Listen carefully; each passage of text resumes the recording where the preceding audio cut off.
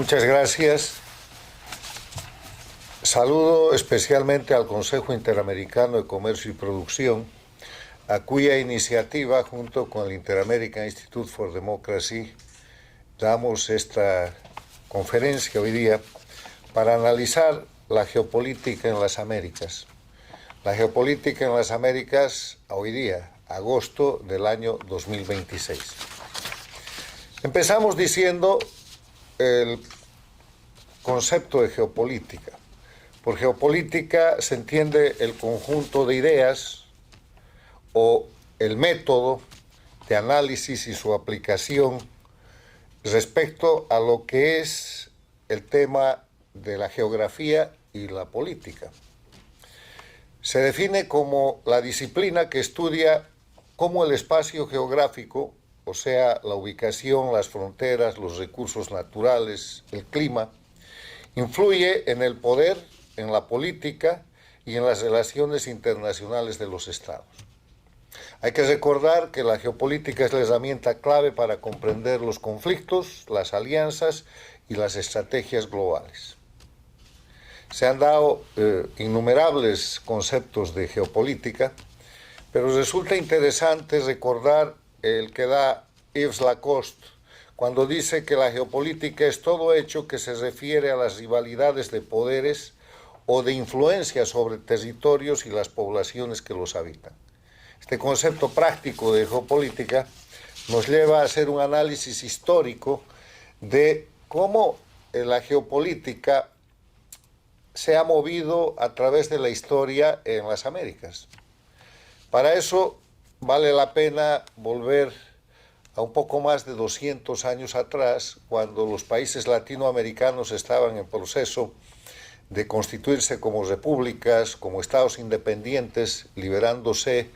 de los países coloniales en Latinoamérica. Estados Unidos lo había hecho un poco antes. Y en ese contexto, la primera señal geopolítica que se registra de forma contundente es la doctrina Monroe. La doctrina Monroe, cuando el presidente norteamericano James Monroe, hace más de 200 años, proclama que cualquier ataque o agresión de las potencias coloniales a las nuevas repúblicas o a los territorios que estaban en proceso de independencia sería considerado un ataque contra los Estados Unidos. Avanza la historia y la doctrina Monroe toma diferentes formatos, la América se configura y entramos al siglo XX con la Primera Guerra Mundial, que produce un escenario en el cual Estados Unidos participa directamente en la guerra, los países de América Latina no permanecen al margen. Al término de esa guerra se configura la Sociedad de Naciones, que fracasa, y casi de inmediato viene la Segunda Guerra Mundial, que produce a su final el triunfo de lo que es la democracia sobre el fascismo y que hace un cambio geopolítico total en el mundo, con la creación de la Organización de Naciones Unidas,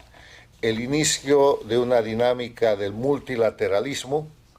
la creación de un sistema económico mundial con los acuerdos de Bretton Woods, el Banco Mundial, que empezó llamándose Banco Internacional de Reconstrucción y de Fomento, el Fondo Monetario Internacional. Y este avance lleva de inmediato o casi de inmediato a una situación que después se denominaría la Guerra Fría, con la amenaza de la Unión Soviética, que confronta al mundo en dos bloques, el bloque comunista liderado por la Unión Soviética y el bloque capitalista liderado por Estados Unidos, con las Américas en medio de esa disputa, con la creación de focos del bloque comunista a partir de la toma del poder en Cuba, por lo que es la dictadura cubana, y la expansión violenta a partir de esa dictadura de agresiones a todos los países de las Américas, con un largo registro en la década de los 60, 70, 80, hasta principios de los 90,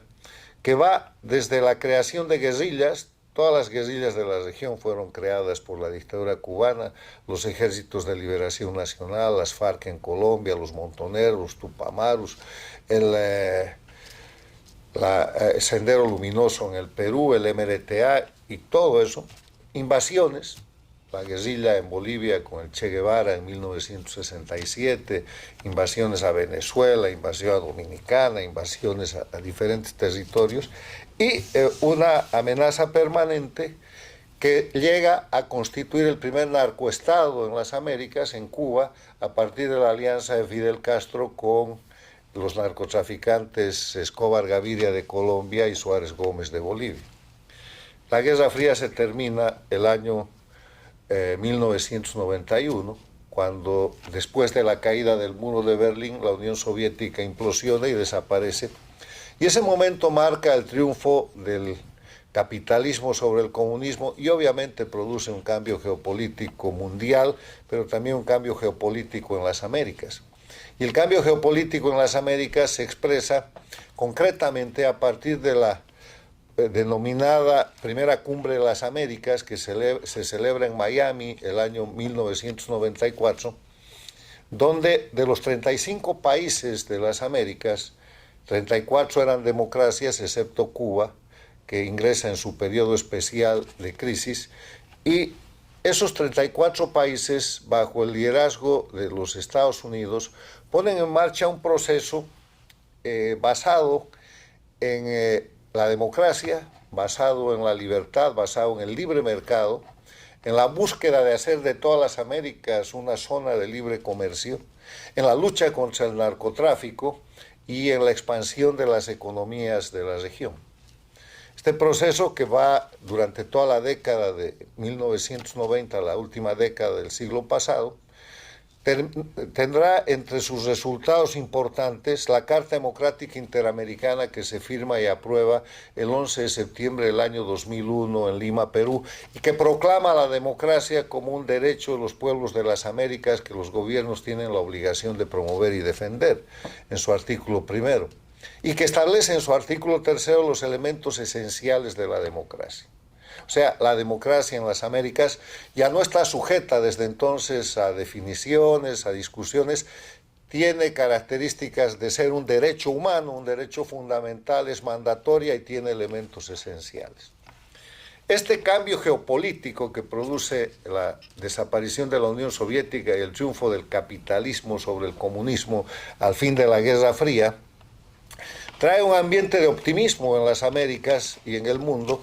donde a partir de la democracia se cree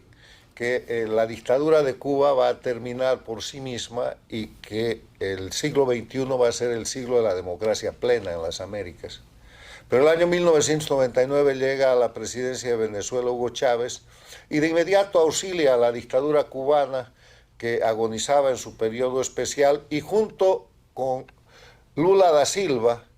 que era el jefe del Foro de Sao Paulo, una organización creada por Castro y por Lula a partir y sobre el Partido de los Trabajadores en el Perú, que había ayudado a sobrevivir a la dictadura cubana en la década de los 90, organizan el socio capitalista Hugo Chávez, toda la riqueza y el petróleo venezolano, el saber hacer criminal del dictador Fidel Castro de Cuba y el aporte con el Foro de Sao Paulo de Lula da Silva del Brasil.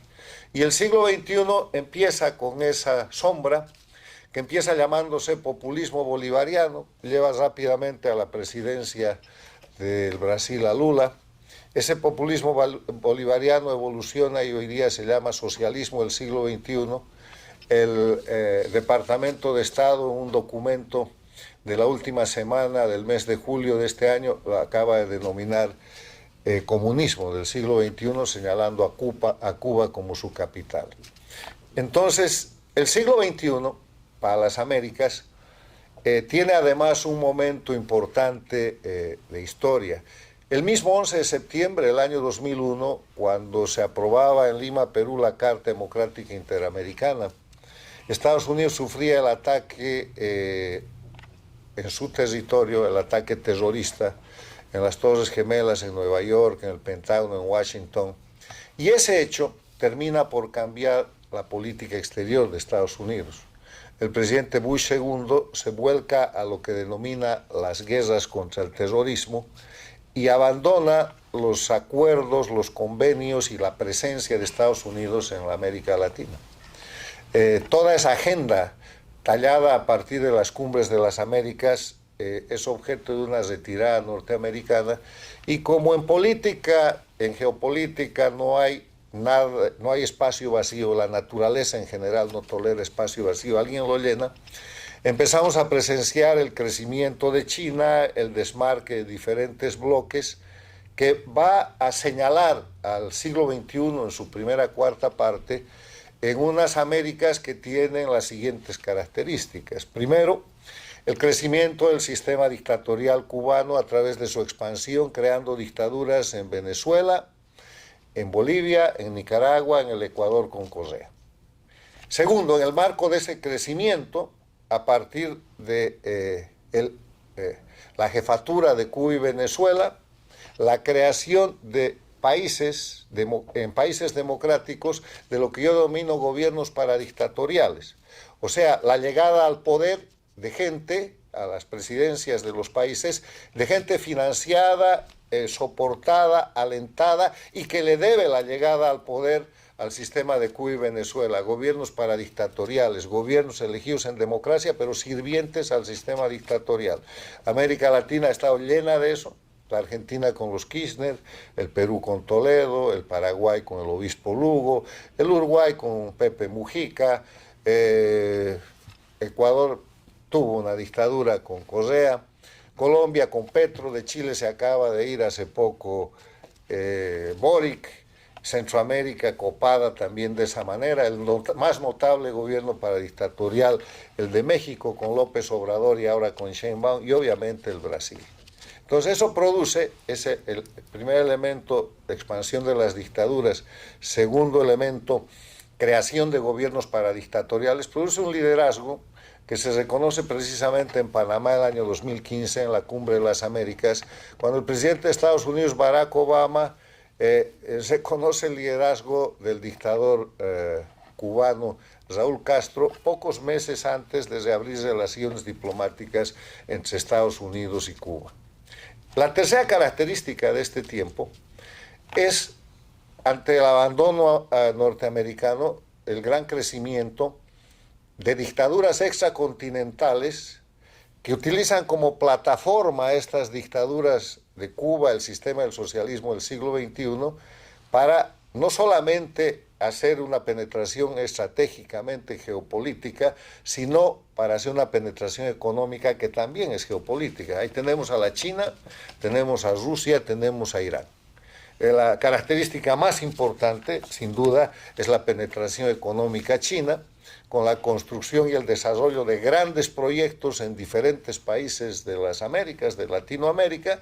y con una influencia política creciente que hace que la China se constituya en algunos países como el Perú, como el Brasil, en uno de los socios económicos principales. En ese contexto, la geopolítica de la primera cuarta parte de este siglo es una geopolítica que define un eje de confrontación, que es el eje de confrontación de las dictaduras contra las democracias en las Américas. Y ese eje de confrontación marca a las dictaduras con un elemento que no puede ser ignorado, que es la creación de los narcoestados. Los narcoestados se definen como aquellos países en los cuales la gente que está en el gobierno utiliza sus potestades legales para participar en el narcotráfico. Y ahí tenemos a Venezuela, con Chávez y Maduro, Maduro ahora sometido a la jurisdicción de la justicia precisamente por narcoterrorista. Ahí tenemos a Cuba y Nicaragua que siguen intactas. Ahí tenemos a Bolivia con Evo Morales y Arce, productores de cocaína y creadores del puente de la cocaína entre Bolivia y el aeropuerto presidencial de Venezuela, documentado por el periodista brasilero Leonardo Coutinho en su libro El Espectro. Ahí tenemos a Correa, creador del narcoestado. Todos estos narcoestados casi al mismo tiempo incumplen los convenios internacionales antinarcóticos, o sea, desconocen esa geopolítica diseñada a partir de la primera cumbre de las Américas de 1994, expulsan a la DEA, expulsan a los embajadores americanos, proclaman la legalización del narcotráfico y terminan siendo narcotraficantes. No se trata del proceso o del fenómeno de la década de los 90 del siglo pasado, cuando hubieron gobiernos narcovinculados. Un gobierno narcovinculado era un gobierno democrático que recibió financiamiento o que tenía penetración del narcotráfico. Ahí tenemos el caso de Colombia, muy notable en la última década del siglo pasado, con el presidente Samper. Se trata de que de los narcovínculos en el siglo XXI se pasa al control de los estados y de los gobiernos por los narcotraficantes, y ahí nace el concepto de narcoestado, que influye a toda la región a partir de los principales narcoestados, que son Cuba, Venezuela ahora en desmontaje, Bolivia todavía como narcoestado, Ecuador en desmontaje y Nicaragua en ejercicio pleno junto con Cuba. En ese escenario, esta realidad geopolítica que les he mostrado históricamente, llega hasta el año 2025, o sea, hasta el año pasado. En Estados Unidos se produce el cambio de gobierno. El cambio de gobierno da la presidencia al presidente Trump 47, que había hecho su campaña a partir de la necesidad de hacer grande América otra vez, a Estados Unidos, y de recuperar la seguridad nacional de su país. Empieza con un conjunto de medidas que tienden a bloquear los elementos de guerra híbrida en Estados Unidos, pero todo eso se explica cuando Estados Unidos emite lo que se llama la Estrategia de Seguridad Nacional. Esto se publica en noviembre del año 2025. Y en la Estrategia de Seguridad Nacional, que muestra un enfoque para todo el mundo, la parte que se refiere a las Américas dice textualmente: Estados Unidos reafirmará y aplicará la doctrina Monroe para restaurar la preeminencia estadounidense en el hemisferio occidental y proteger nuestro territorio nacional y nuestro acceso a geografías clave en toda la región. Negaremos a competidores no hemisféricos la capacidad de posicionar fuerzas u otras capacidades amenazantes o de poseer o controlar activos estratégicamente vitales en nuestro hemisferio. El corolario Trump a la doctrina Monroe es una restauración sensata y contundente del poder y las prioridades estadounidenses en consonancia con los intereses de seguridad estadounidenses. Eso es textual. Este principio, esta proclama que define no solamente la política interna, sino la política exterior de los Estados Unidos, explica los cambios geopolíticos que ya se habían producido entre enero y noviembre del 2025 y los que se están produciendo ahora y los que se van a producir. Porque textualmente este documento explica que y establece el principio de que Estados Unidos ha establecido y que ya vino aplicando de restaurar la preeminencia en las Américas para proteger su seguridad nacional.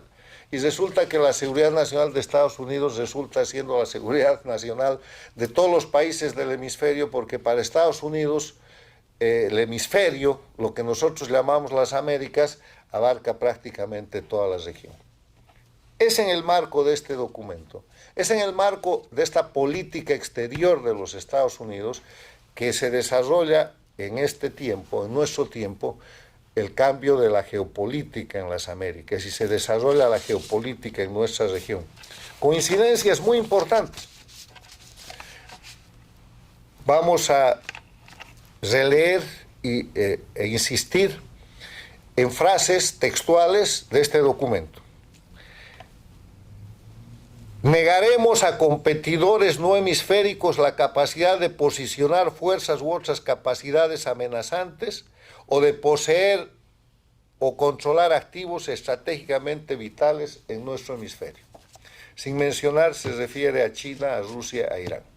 y ya se han producido efectos notables sobre el particular, y Panamá es un ejemplo, uno de los primeros ejemplos, porque el gobierno de Panamá ha cambiado o ha modificado los contratos que tenía sobre el Canal de Panamá,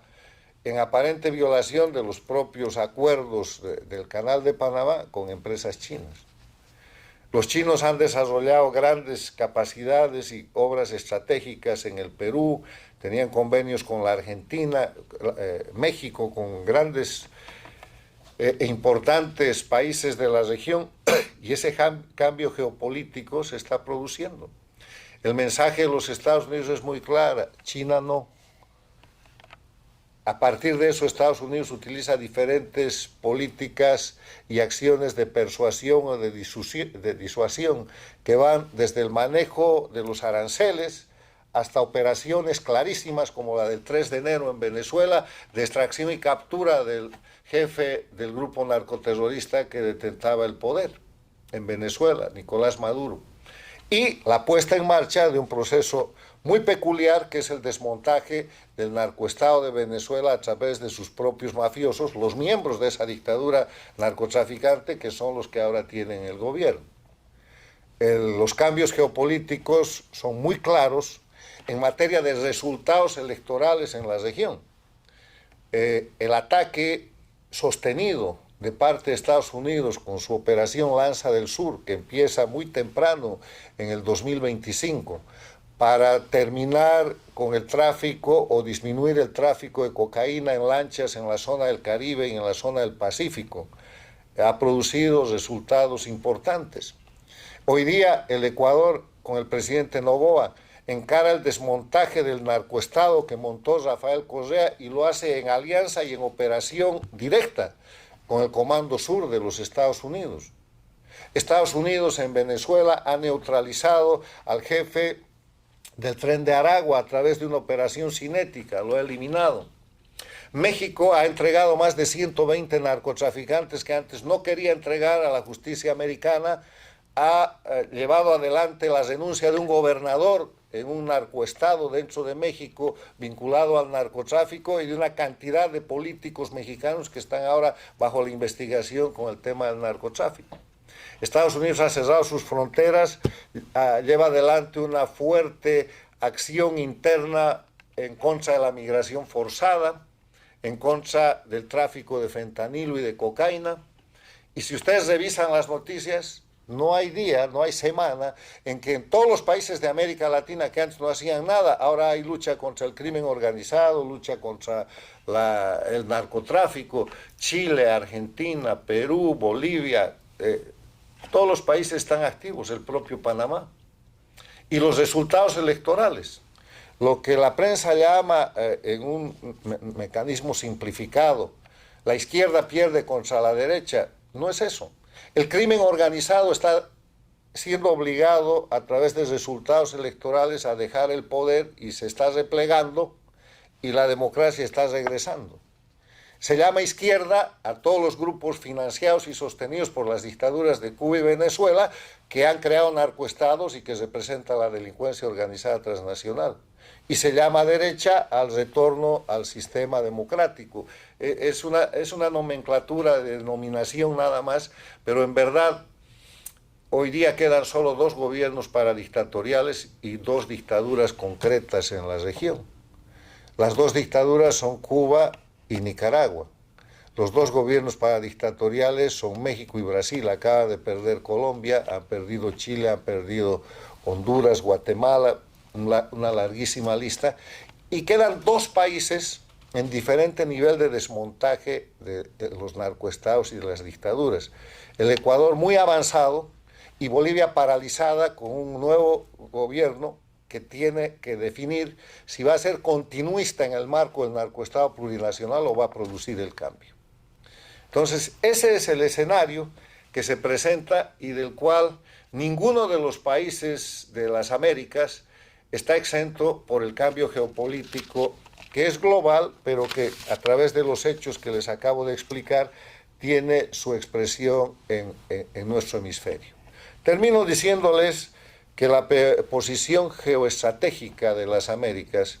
que la importancia de Latinoamérica radica no solamente en el posicionamiento geográfico, como el tema del Canal de Panamá, que es un punto estratégico de la geopolítica global, sino en los recursos naturales, minerales estratégicos, hidrocarburos, biodiversidad, energías renovables, agricultura y alimentos, que a partir del cambio de la Estrategia de Seguridad Nacional de los Estados Unidos, están señalando que no pueden ser objeto de posicionamiento de fuerzas, capacidades, activos estratégicamente vitales por parte de gobiernos o de regímenes de dictaduras extracontinentales como las de China, Rusia e Irán. Es ahí donde se está moviendo el curso de la historia, ese es el cambio geopolítico, estamos viviendo ese momento, está pasando, está sucediendo y vamos a ver suceder más cosas. Y vamos a ver, además, en el ámbito internacional, una priorización del bilateralismo y una disminución del multilateralismo por parte de la política, por influencia de la política exterior norteamericana, y un crecimiento de países, de gobiernos, en los cuales se defiende la libertad y la democracia y se vuelve a tal vez la situación de la década de los 90 o a una situación mucho más avanzada en el marco de la revolución tecnológica que estamos viviendo. Ese es el tema de la geopolítica en las Américas y les agradezco mucho su atención y dejo a los comentaristas sobre la materia. Gracias.